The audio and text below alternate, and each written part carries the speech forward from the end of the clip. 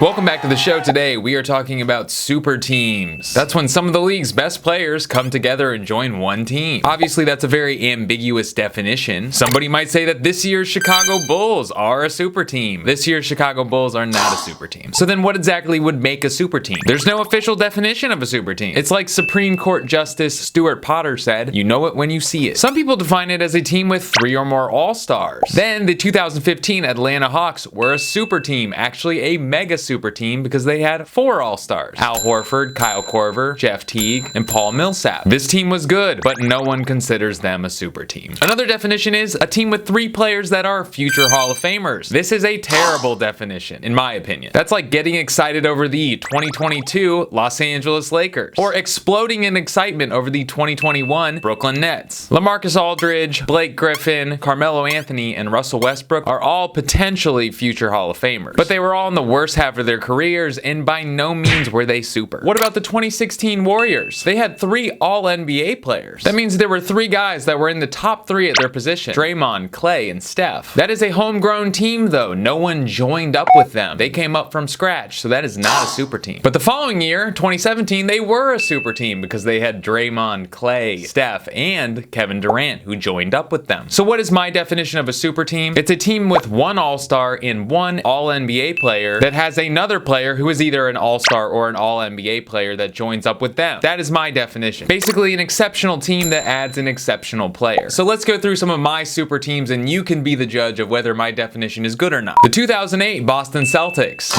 Not really. They seem like a super team, but they're actually not. Kevin Garnett was All-NBA. Ray Allen was an All-Star, but Paul Pierce had a down year the season before and he was not an All-Star. So that is actually not a super team, even though they did win the championship. They were a big 3, but not a super team. I think the team that coined the term super team is the 2011 Miami Heat, because you had Bosh, an All-Star, you had LeBron, a first-team All-NBA player, join up with Dwayne Wade in Miami, who was a first-team All-NBA player. That is definitely a super team. I think one of the main things that mark a super team is the fact that somebody has to take a pay cut. Somebody with a lot of talent has to take less money than they probably deserve. In this case, all 3 of those players got paid less than the max, so they all took a bit of a pay cut. When this happens, I believe this is when fans start getting dismissive of championships because they feel like a team had an unfair advantage. So are super teams successful? Yes, under certain conditions and for a certain amount of time. Conditions being somebody's willing to take a pay cut, like the aforementioned Miami Heat and Kevin Durant in 2017. He signed for less than the max, and in his extension, he actually took $10 million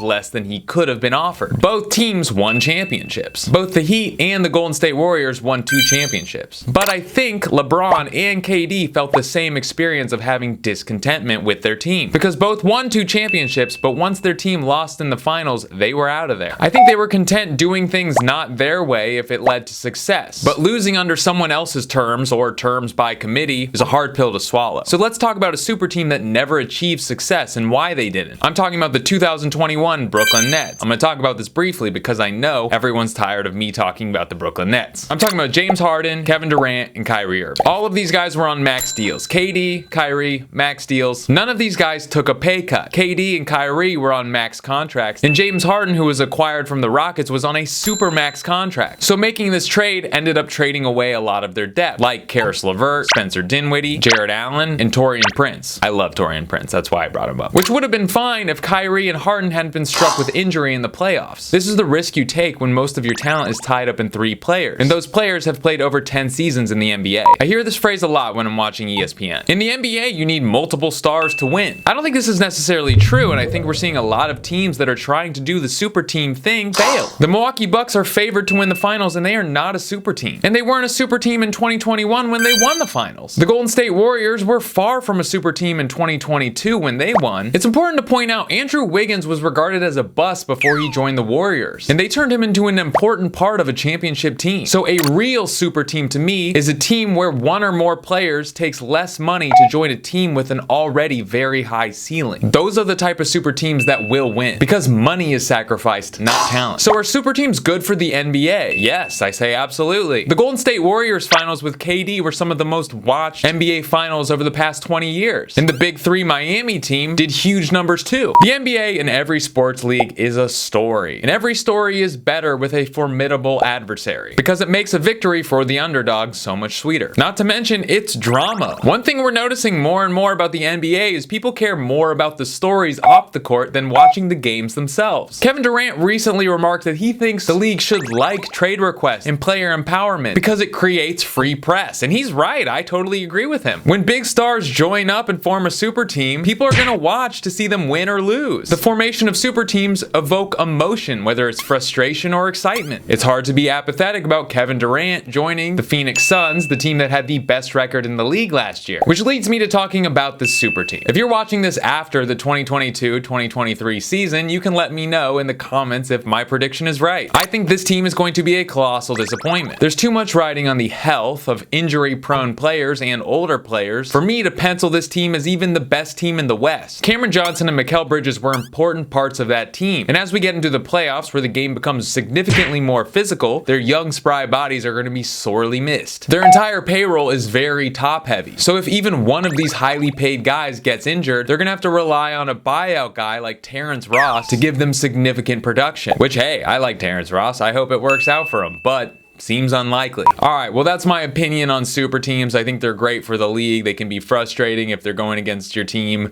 Maybe you don't like guys joining up when combining forces to make a team that can't be beat. I don't know, but I like it. It's somewhat interesting. I like legacies. I like drama. That's what I'm into. I'm done. I'm done talking. Be good to your mothers. Eat your corn dogs.